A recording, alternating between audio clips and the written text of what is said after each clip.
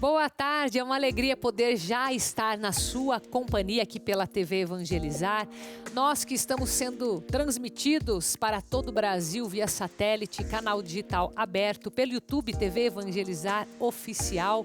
Então, que bom poder ter a sua atenção, sinta-se em casa. Hoje nós vamos conversar sobre algo que muitas vezes se torna um problema pelo comportamento dos pais, que é a própria vacinação das crianças. Mas a gente quer mostrar aqui para você, não somente como que você vai estimular os seus filhos, como falar também sobre a importância da vacinação infantil. Então eu vou receber a minha primeira convidada já, da Clínica Vacine, a Kátia Oliveira, que é especialista em vacinação e traz dicas para você. Também vamos te levar a um passeio em Antonina de Maria Fumaça. Você vai gostar de saber mais sobre esse trecho super bonito que nós temos aqui no litoral do Paraná. E também vamos trazer para você um conceito de alimentação que chama a atenção pelo nome, que é a comida trash ou comida lixo. Vamos entender do que é que se trata e quais os malefícios que pode trazer para a nossa saúde. Então fique comigo, começando o programa A Vida em Foco.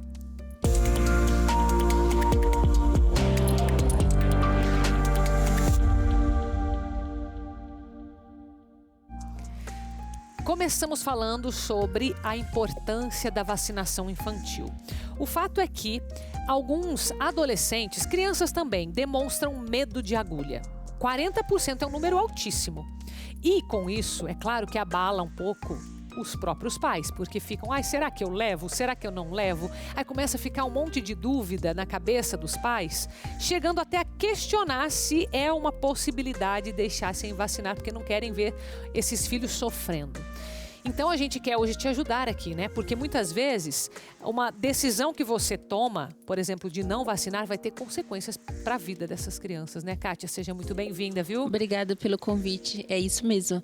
Então, deixar de vacinar pode, né, levar um risco muito grande para o futuro dessa criança, né? E muitas vezes a um possível óbito a depender da doença. Uhum. Existem doenças que só são preveníveis com a vacinação. Uhum. Então, vem aí a importância, né, de manter esse calendário de vacinação atualizado. Sim. Sim, as crianças têm bastante medo, né? Normal, né? Adulto também tem, isso, né? Acredito.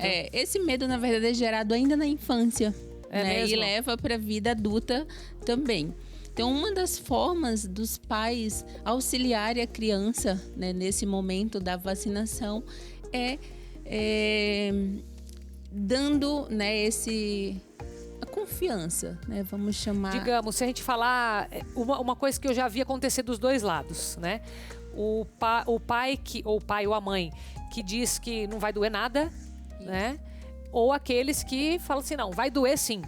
Vai doer e aguente, né? Dois extremos ali. Isso, então o papel dos pais nesse momento é mediar, né, esse medo. É conversar com as crianças antes de chegar na clínica, tá, né, ou na unidade de saúde. Uhum. Exatamente para que essa criança ela tenha confiança, uhum, né?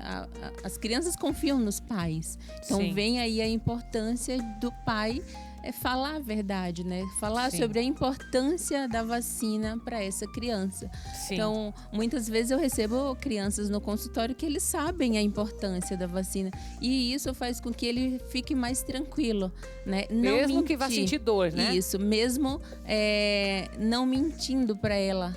Sim.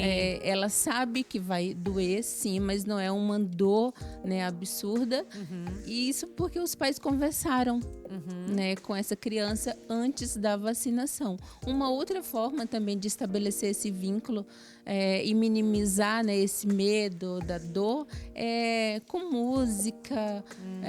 A gente trabalha ali na clínica, tem o óculos, né, que faz com que essas crianças possam, né, elas possam assistir filme, vídeo, né, ali no momento da vacina, que é o óculos 3D.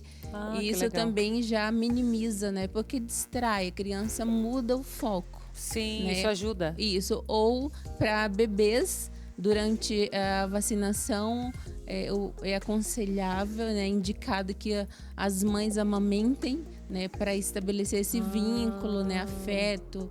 e de mais confiança, né, de proteção durante a vacinação. Interessante, também. interessante. Porque eu acredito assim, que os pais, eles não querem ver o filho sofrer. Só que muitas vezes a gente confunde o sofrimento com a dor, e não é, né? Porque a criança, ela vai manifestar que ela não quer levar uma picada, porque de fato dói. Você toma vacina adulto, sente dor, né? E aí os pais acabam achando assim, se ela não sentir a dor, não vai ficar chateada comigo, né? Não vai achar que eu tô fazendo alguma coisa errada. E não, acho que tem que pegar isso que você falou, jogar num longo prazo mesmo, na consequência real, porque é uma picada que as crianças não vão lembrar, na verdade, dessa picada, né? Não vão, né? Essa é a verdade. Ela pode até lembrar, né? Lembrar assim, eu lembro o dia isso, mas não é um sofrimento, né? Sim. Não vai gerar um trauma a ponto da criança não mais querer, né, tomar vacina. É natural. A gente, né, que é adulto, não gosta, né, de tomar picada. Imagine uma criança. Eu tô lembrando de um caso que aconteceu recentemente com a minha filha é tranquila, não sei se homem tem mais medo de agulha ou não. Eu acredito que sim, porque homem é um pouco mais medroso com isso, né? A minha filha não tem problema nenhum. Meu filho chegou no posto, ele precisava tomar 3 vacinas. Aí o rapaz do posto falou assim, olha, você tem 3 que você já pode tomar. Na verdade, você já tem 4, mas você pode tomar 3 hoje. Aí ele falou, ai meu Deus, me lasquei. Ele já falou assim, né? Aí a gente, toda vez é um processo. Você falou da confiança e eu pensei em como que ele vê, né? Ele tem um medo e ele tem que fazer assim, não, vai doer? Filho, vai doer, mas é uma coisa que você vai aguentar, tipo, e vai passar depois, né? Aí ele chegou perto do moço que estava fazendo a vacina, que estava preparando, ele falou assim, eu posso ver você fazer a preparação? Pode. Você quer ver? Sim. Ó, eu vou pegar isso aqui, vou mexer assim. Ele foi explicando, né? E aí, onde você vai dar? Quanto tempo que você vai ficar com a agulha dentro do meu braço? Depois daqui, você vai dar primeiro a daqui ou a daqui? E ele fez um monte de pergunta e daí depois ele, tipo, respirou, foi, doeu, reclamou, mas fez, entendeu? Aí eu até falei pra ele, ó, tá vendo? Agora, a próxima você não vai nem sentir. Você fez 3 de uma vez. Ele falou assim, mãe, não vamos falar mais disso, pronto. Mas são, assim, casos, assim, corriqueiros, né? Sim, eu ali na clínica, né, na sala de vacina, eu tento tornar esse momento o mais descontraído possível. E faz diferença, né? Sim, e estabelecer vínculo também com a criança, né, ali na presença dos pais, faz muito sentido. Porque a criança está indo numa sala de vacina, ela nunca viu o vacinador. Sim. Né? Então começa. Quem é você, né? Isso. Então, se você não estabelecer esse vínculo, vai se tornar ainda mais difícil, né, para essa criança. Junta a agulha, né, esse medo da agulha com o fato de ser uma pessoa que ela nunca viu. Então, é daí que vem a importância também de quebrar esse gelo, tornar esse ambiente, né, o mais descontraído possível e ser muito responsável na fala, né? Vai doer, tá. Numa escala de 0 a 10. Depois eu sempre peço um feedback da criança. Após a administração da vacina, né, quanto foi a dor? Fale pra mim. E muitas vezes as crianças falam, igual uma picadinha de uma formiga. Né? Então, é importante também isso, porque muitas vezes esse medo é que paralisa, né? Então, faz com que eles achem que seja uma dor absurda e não é. Né? Não é, e eu sempre reforço a importância dos pais conversarem antes, principalmente com as crianças maiores, né, que já entendem. Sim. Então, e nunca usar a vacina como uma ameaça, né, de forma punitiva. Se você não fizer isso, vai tomar vacina. Vai tomar vacina. Isso daí é complicado. Né? Então, muitas vezes isso acontece e é muito negativo, porque a criança vai linkar, né, a vacina a algo ruim. Mais, né? Então, a vacina é ruim, porque em algum momento eu fiz algo errado e o meu pai falou, ou minha mãe, né, o responsável falou que se continuasse fazendo ou se fizesse, eu ia tomar a vacina. Isso é bem grave, porque às vezes a criança ela vai tomar porque, enfim, ela não tem o poder de decisão, mas depois que ela cresce e tem os filhos, ela, de repente, não dá a vacina nos filhos, né? Então tem que cuidar também. Sim, então, um outro ponto os adultos, né, continuarem fazendo a vacina. Muitas vezes os adultos acham que só precisam tomar vacina enquanto é criança. E Mas não, tem, existe um calendário específico para adulto. E muitas vezes é isso também. Agora que eu posso decidir, eu não vou mais tomar. A não ser que... Então é bom a criança ver os pais tomando a vacina isso, também. Então, falando tem sobre muitas isso. vezes que os pais vão tomar, por exemplo, na vacina, campanha da gripe. Tá, Que tem os todo adultos tomam, né? Normalmente os pais vão com os filhos e tomam. Eu opto por fazer a vacina do pai primeiro. Exatamente para que a criança veja que não é, Olha, né, que não cheio das dói técnicas. isso. Então, Legal. é super importante dentro, né, desse cenário você criar estratégias para dar mais conforto e segurança para a criança. Tá. Tem alguma campanha esse ano, até o final do ano, que vai surgir ainda, que você lembre ou não? A gente sabe que as vacinas que são importantes para a criança são as do calendário, né? Sim, campanha, na verdade, a gente tem duas hoje nacionais, que são a da influenza, né? E a de atualização da caderneta de vacinação, que normalmente é pólio, né? Que é levar a carteirinha, que foi o que eu fiz lá com meu filho, que surgiu 3 lá para ele fazer. Tríplice viral, né? Febre amarela. E Sim. normalmente nessa campanha é feito a atualização da caderneta de vacinação. Tá. Que é exatamente o que seu filho fez. As vacinas que estão atrasadas ou dentro, né, ali do prazo para fazer são feitas, né, e atualizada essa caderneta de vacinação. Tá. É sempre importante lembrar que quanto mais pessoas vacinadas, menos é a circulação de doenças. Então, um dos Sim. objetivos de manter a caderneta de vacinação atualizada, né, é isso, para minimizar aí, né, a proliferação, vamos chamar assim, o índice, né, de infecção por algumas doenças. Sim, com certeza. Kátia Oliveira, muito obrigada por ter vindo, especialista em vacinação lá da Clínica Vacine. Deixo também o contato lá da clínica, caso o pessoal tenha mais alguma pergunta. Eu agradeço o convite, né? A gente tem um contato que é o WhatsApp, que caso alguém, né, os pais tenham dúvida relacionada a qualquer vacina, que seja, né, das disponibilizadas na rede pública. Tem algumas vacinas que só são disponibilizadas na rede privada. Eles podem tirar, né? as dúvidas também. Como exemplo, a vacina meningocócica B e a CWY, né, é disponibilizada na rede privada. Então, caso os pais tenham alguma dúvida, pode entrar em contato, né, através do WhatsApp, encaminhar a caderneta de vacinação para que a gente possa estar fazendo as orientações. E o contato é 41 99610 0337. Tudo bem, então, muito obrigada, Kátia. Eu que agradeço. Sempre bem-vinda, viu? E nós estamos chegando cada vez mais próximos da nossa festa de Jesus das Santas Chagas. 8ª edição esse ano, em 2023. Você está vendo as datas do dia 18 ao dia 24 de setembro. Bom, a programação, gente, ela é maravilhosa. O que eu quero trazer para você aqui hoje?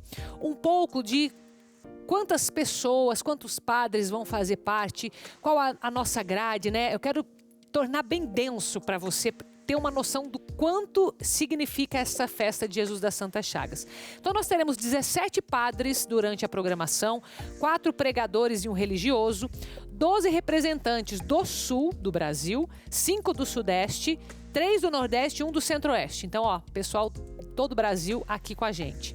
18 missas, 22 programas que vão fortalecer a devoção de Jesus das Santas Chagas, mais 29 horas da programação que tem a temática da grade, junto com mais 36 horas de programação artística e cultural no palco que vai ficar na rua lateral, onde justamente vai acontecer a festa de Jesus das Santas Chagas. Então se programe para você vir com a gente, com as caravanas. Você está vendo aí os contatos para você poder participar conosco, de preferência a semana inteira, mas no dia que você tiver a disponibilidade, estaremos aqui para te acolher. Intervalo, na volta a gente fala sobre um passeio de Maria Fumaça até Antonina. Eu volto já.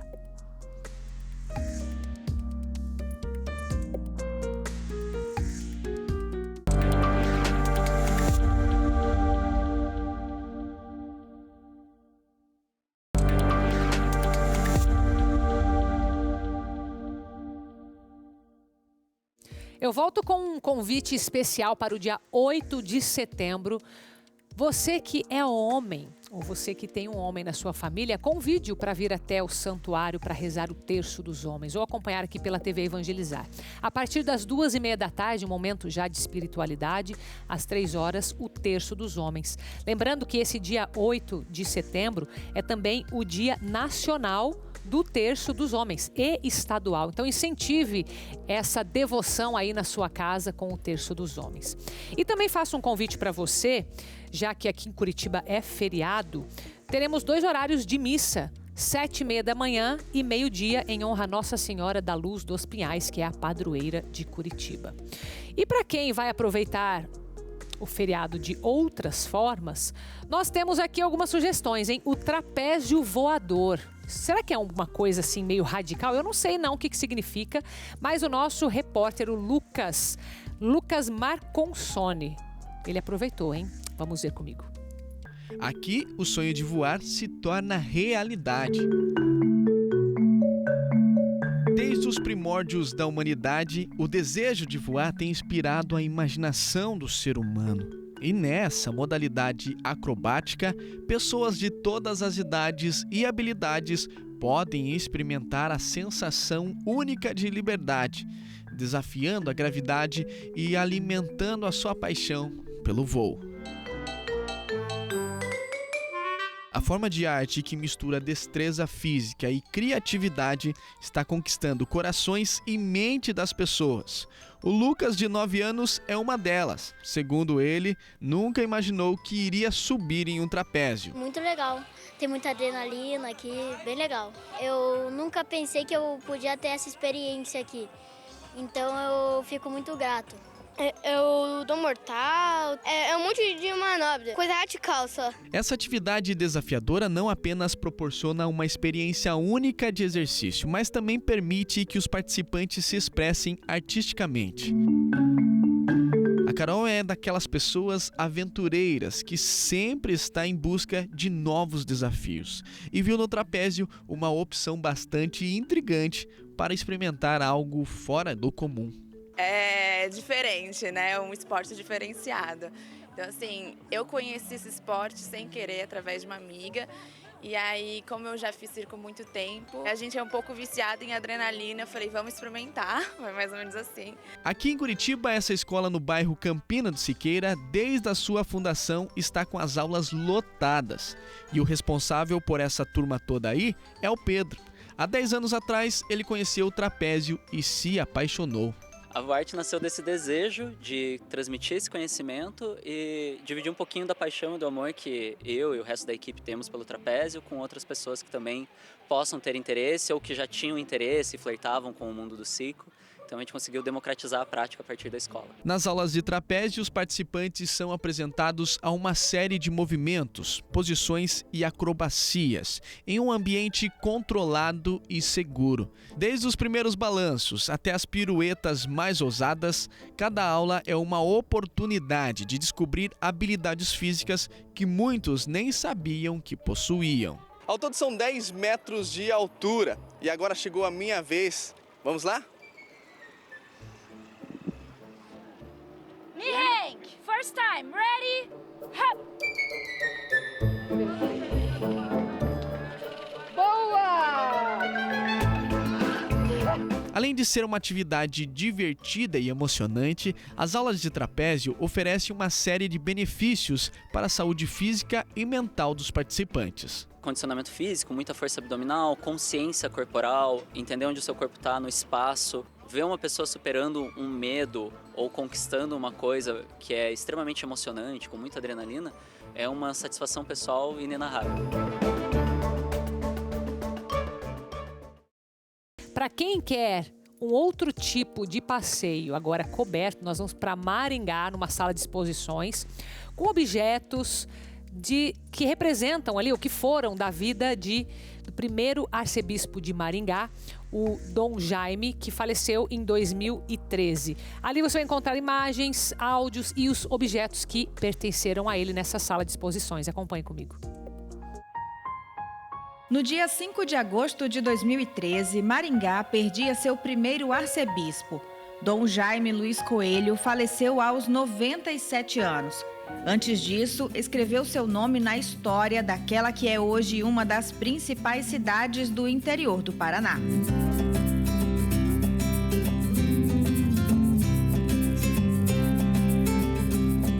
No ano em que completa 10 anos de sua morte, uma exposição relembra momentos marcantes de sua vida. Até o final de outubro, a sala de exposições do Museu de História do Teatro Calil Haddad estará assim, repleta de memórias.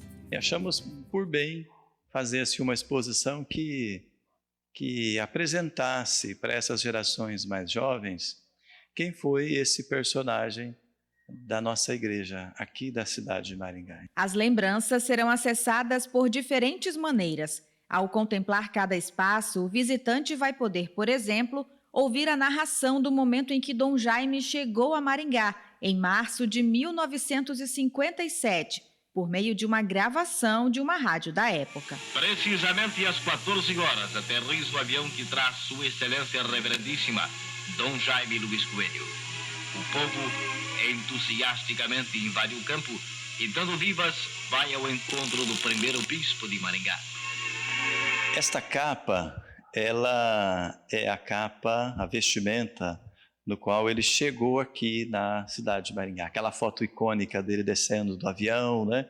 Com aquele chapéu Saturno, a capa, esta é a vestimenta que ele chegou. Original, inclusive, não é uma réplica, é a vestimenta mesma que ele guardou durante o seu período de vida, depois doou para o patrimônio artístico da nossa arquidiocese.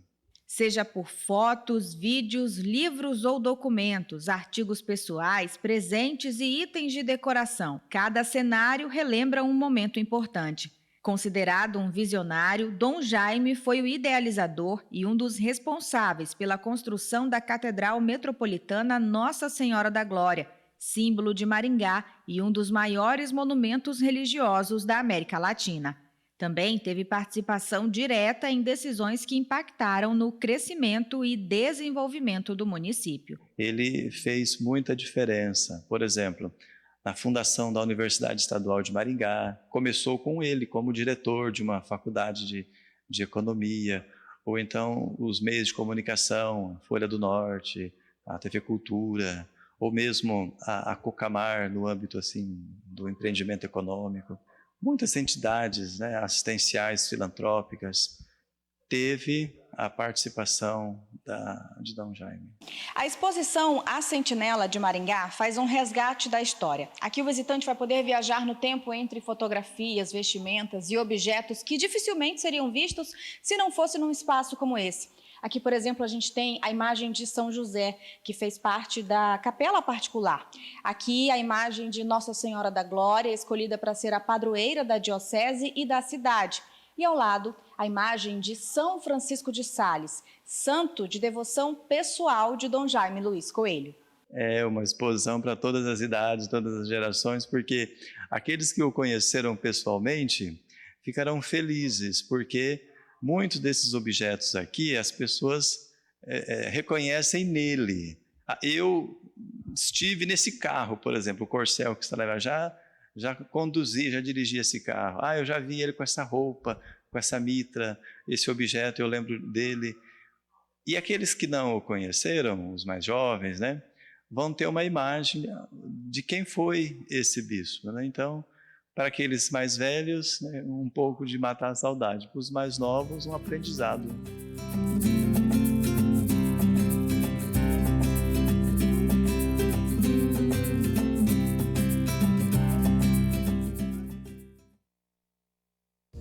E para você que gosta de viagens com cultura, com história, venha comigo nessa Maria Fumaça com destino a Antonina, no Paraná. Nós estamos em Antonina, litoral do Paraná, e quero convidar você aí para embarcar nessa viagem comigo de muito conhecimento. Vamos lá?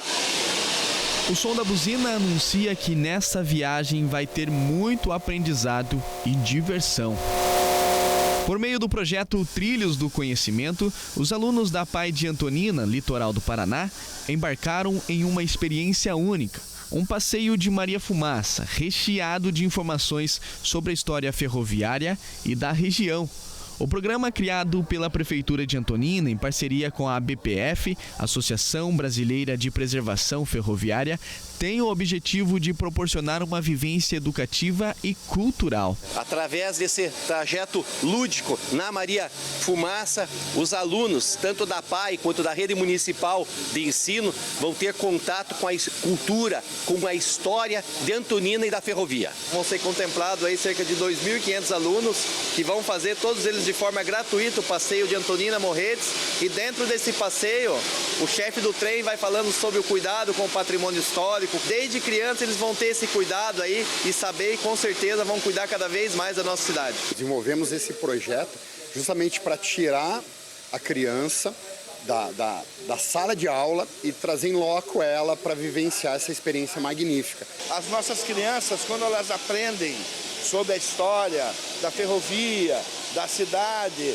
aumenta naturalmente a noção de pertencimento, de conhecimento da sua cultura, da sua existência, de quem ela é. A Maria Fumaça de Antonina é a locomotiva a vapor mais antiga em operação no país e faz parte do patrimônio histórico e cultural da região e proporcionou um cenário encantador para o passeio.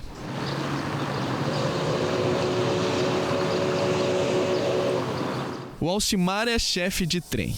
Durante o passeio, ele compartilha detalhes fascinantes sobre a evolução das ferrovias e sua importância histórica para o desenvolvimento da região. Eles vão a campo aprender um pouco mais, né? Ganhar um pouco mais de conhecimento.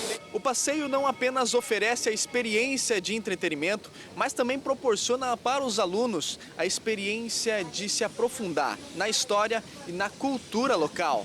Para nós é um privilégio, sim, estarmos aqui com eles. A alegria deles está estampada nos olhos, na expressão, no corpo, né? E isso é muito, muito importante. Olhares curiosos e sorrisos de empolgação preenchiam o ar, observando a paisagem que desenrolava pela janela e sentindo a nostalgia que emanava pelos trilhos centenários.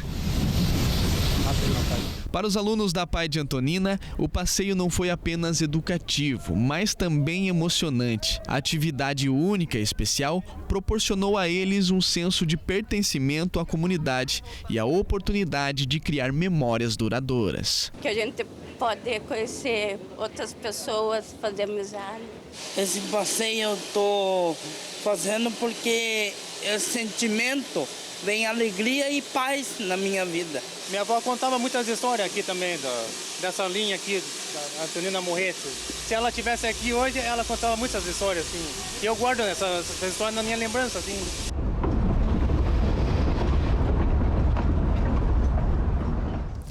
E depois do intervalo, nós vamos falar sobre a comida trash, ou também conhecida como comida lixo. Você vai entender um pouco mais, eu volto com você.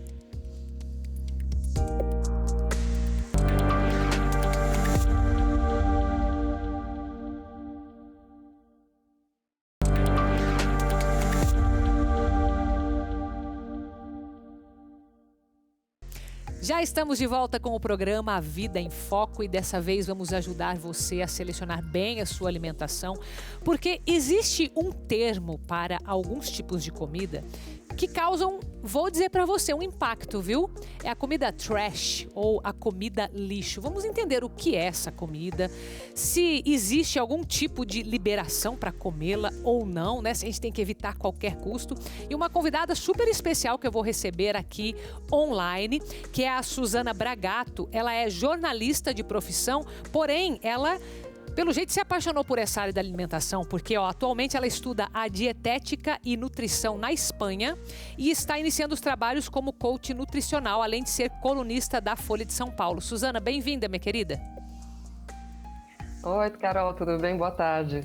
Boa tarde, tudo ótimo. E por aí, tá na Espanha, então? Tô aqui na Espanha, tá calor aqui, hein? Aqui em Curitiba, milagrosamente, está calor também, mas tudo pode mudar a qualquer momento, então. Mas, minha querida, eu queria começar entendendo de você esse tema, né? Porque eu sei que ele pode soar um pouco negativo dependendo da forma como é colocado, pelo fato bom, se é uma comida lixo, como que a gente ingere, né? Como que se coloca para dentro do organismo uma comida que é lixo? Pode explicar um pouco para a gente esse termo? Claro, muito bem observado. Realmente, esse termo comida lixo é um pouco complicado, porque não existe comida lixo. Um alimento é um alimento. Não existem alimentos bons e ruins por definição, mas existe o abuso de alimentos, né? Quando a gente fala em comida lixo, geralmente a gente está se referindo a uma classe de alimentos específicos chamada alimentos ultraprocessados. Não são nem os processados, são os ultraprocessados. Tá. E o que define eles? São aqueles que a gente já não consegue identificar de onde vieram. Então não são simplesmente, por exemplo, uma verdura cortadinha e congelada que depois você vai preparar na sua casa, porque você ainda consegue identificar que é uma verdura.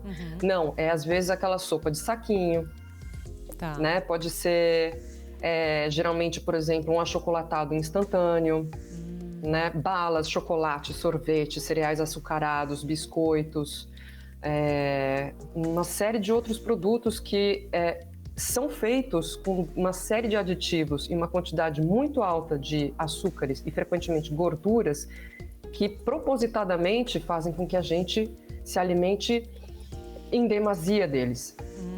Ninguém vai ter uma fissura por comer muito brócolis, né? Mas todo mundo adora se acabar num sorvetinho. Então é mais ou menos por aí.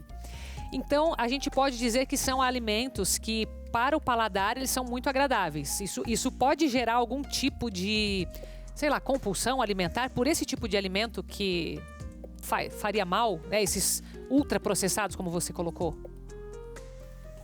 Sim, sem dúvida. Na realidade, saiu um estudo muito interessante australiano esse ano que falava exatamente sobre isso, mais especificamente sobre a relação entre o estresse e esses alimentos hiperpalatáveis, os alimentos deliciosos, ultraprocessados.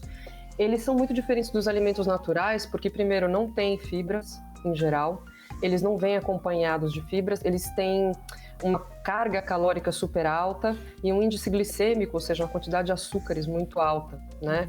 E o que faz isso no corpo? O nosso corpo está preparado para consumir açúcares. O problema não é o açúcar, o problema é o excesso de açúcar adicionado. E isso a gente tem nesses alimentos que são manipulados pela indústria, né?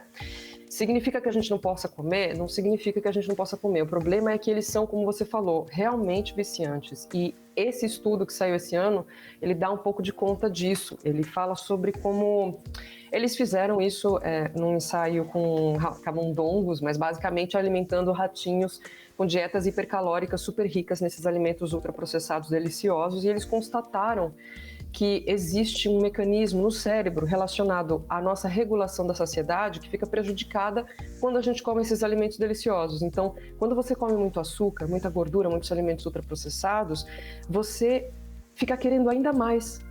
O mecanismo natural que um alimento natural pode dar, de olha, eu já acho que eu já comi o suficiente, eu estou saciada, eu estou satisfeita, fica completamente bagunçado. E isso é algo que perpetua um círculo vicioso. E não só, como também pode acabar piorando uma situação de estresse, porque exatamente em situações de estresse, não por coincidência, a gente adora ir buscar um docinho, né? Quando você está irritado, quando você está sem dormir, quando você está nervoso, você vai atrás do quê? Você vai atrás daquele chocolate, né? Sim, e isso não é por acaso, isso é biológico. O problema é que quando você faz isso, você está, de certa forma, alimentando esse círculo vicioso. Você pensa que você está resolvendo o seu estresse, mas, na verdade, você está alimentando, botando mais lenha na fogueira. Sim. Suzana, mas é interessante ouvir você falando desses dados, porque me faz pensar sobre alguns aspectos que eu não sei se nós estamos ainda nesse nível de diálogo dentro da nutrição, né? E você, como uma estudiosa, talvez tenha visto algo parecido. Porque, por exemplo, você falou um pouco de compulsão, alguma espécie que se compara na mentalidade com um vício, que é o que se vê com os usuários de drogas, com os usuários de cigarro, com bebidas alcoólicas. E por que a gente ainda não tem uma espécie, um padrão, ou sei lá, uma categoria de alimentos, já que não se comprova a origem de tanta química que tem no meio, igual você falou, já se perdeu aquele rastreamento. Por que a gente não tem essa categoria para olhar como algo que também pode ser, de alguma forma, uma espécie de vício, né? Porque não é só pelo fato de estar sendo ingerido que não pode ser considerado. Isso é discutido? Isso é cogitado? Como que você vê essa questão? Eu acho muito interessante a tua pergunta, muito importante e muito complexa a resposta, mas basicamente eu acho que cada vez mais, tanto na comunidade científica quanto na clínica, e eu falo isso como estudante, mas também ao mesmo tempo como jornalista, que realmente me apaixonei pelo tema, como você falou, eu vejo que cada vez mais tem um interesse em estimular uma certa conscientização da população em relação ao consumo de alimentos saudáveis. Por exemplo, a gente fala muito em dieta mediterrânea. E existem diversas associações, por exemplo, de especialistas e investigadores em vários países que já recomendam a dieta mediterrânea como uma referência, por exemplo, do que seria um padrão alimentar saudável. Mais do que um tipo de dieta, como a gente entende, do tipo para perder peso, seria uma referência de um padrão alimentar. Que, na verdade, eu moro aqui no Mediterrâneo. Nem os mediterrâneos comem com uma dieta mediterrânea. Na verdade, a dieta mediterrânea é uma referência. E essa referência, ela passa por produtos naturais, minimamente processados, principalmente rica em frutas, verduras, grãos integrais, moderada em lácteos e derivados e um pouco moderada baixa em consumo de carnes vermelhas, por exemplo. Nada que eu acho que tanto eu, quanto você, quanto muita gente que está escutando a gente já não saiba, na verdade. O problema, eu acho que é a parte da conscientização. É muito racional, mas a parte do vício e do estresse moderno são muito irracionais. Então, eu acho que isso passa por um problema de saúde pública multidisciplinar, que não é só a nutrição. E é por isso que eu também acabei me voltando para a saúde integral, porque do ponto de vista de coaching nutricional, ou seja, que é um acompanhamento, digamos, nutricional, a mudança do estilo de vida tem que acompanhar. Porque eu não posso falar para uma pessoa, olha, não come docinho quando você está estressado. Por exemplo, nós mulheres temos muito esse problema. E nós mulheres somos mais vítimas, entre aspas, dessa questão do que os homens, por questões hormonais. É biológico, ou seja, essa vontade que a gente tem, às vezes, desesperada de comer um docinho, de comer uma comida lixo antes na TPM, é biológica. E a gente tem que entender como a gente pode melhorar isso. Só que isso passa não só pela alimentação, também pela alimentação, mas, por exemplo, por desenvolver melhores hábitos do sono, melhores mecanismos de combate ao estresse. O estresse a gente não resolve com docinho, a gente resolve melhorando o estresse. Mas todo mundo prefere hoje em dia uma pílula, não uma solução. E a solução às vezes passa por muitas coisas: exercício, descanso, calma, comer sem distrações, alimentos naturais. Dá mais trabalho do que chegar no supermercado e comprar algo pronto, que além do mais dá aquela alegria. Como você falou antes, e é muito importante também, por exemplo, o açúcar é como cocaína. O açúcar é uma substância de vício, ela ativa mecanismos neurofisiológicos que são exatamente o mesmo caminho que está relacionado a outras substâncias de abuso, outros entorpecentes, como o álcool, a nicotina e a cocaína. Pelo que eu estou sentindo, Suzana, o seu trabalho vai ser um diferencial que você pode juntar o teu jornalismo com todo esse estudo que você está fazendo, porque de fato tem muito sentido olhar para esse todo, como você falou, né? E também olhando para alguns números, né? Como, por exemplo, 25% das pessoas que comem por compulsão. Esse dado que você trouxe a respeito, né, do açúcar. Então, eu sei que é algo complexo e agradeço a tua paciência e eu sei, e o teu esforço em responder algo que não dá para responder realmente em uma pergunta, mas eu acho que é algo para a gente pensar mesmo, né? O pessoal que está acompanhando a gente fala assim: nossa, será que isso não faz sentido mesmo? Será que tem muito mais do eu me conhecer, do controle emocional? O que mais que está inserido nesse contexto de nutrição que tem tudo a ver com tantas outras áreas, né, do autodomínio? Muito, muito interessante. Obrigada, viu? Pela sua participação, pela tua disponibilidade. Muito obrigada, Suzana. Obrigada a você. Obrigada a todo mundo. Um abraço, então, viu? Obrigada por fechar aqui o nosso programa. Vou deixar o contato aparecendo aí para você, da Suzana Bragato, jornalista e também coach nutricional lá na Espanha. E faço um convite para você, porque nós teremos uma participação especial na missa de amanhã, às 7h30. Padre José Aparecido vai celebrar aqui no santuário e você também pode acompanhar na nossa programação aqui na TV Evangelizar. Então, espero você no nosso próximo programa às 3h30 da tarde. Um beijo, tá? Fica com Deus.